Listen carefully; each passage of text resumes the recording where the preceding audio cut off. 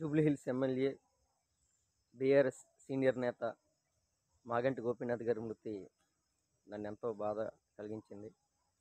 వాస్తవంగా ఆయన తెలుగుదేశం పార్టీతో తన రాజకీయ ప్రస్థానాన్ని ప్రారంభించారు.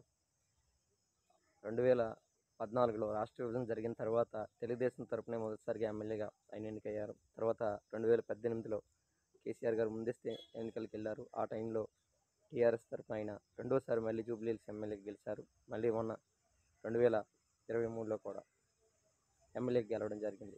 ఇలా జూబ్లీహిల్స్ కాన్స్టిట్యున్సీ నుండి 3 సార్లు ఎమ్మెల్యేకి గెలిచారు. ఆయన రాజకీయాల్లో అజాత శత్రువు. తెలుగుదేశం పార్టీతో ప్రస్థానాన్ని ప్రారంభించిన తర్వాత టీఆర్ఎస్కి వచ్చేసినప్పటికీ కూడా ఏ రోజు కూడా తెలుగుదేశం పార్టీని తిట్టినటువంటి దాఖలాలు లేవు.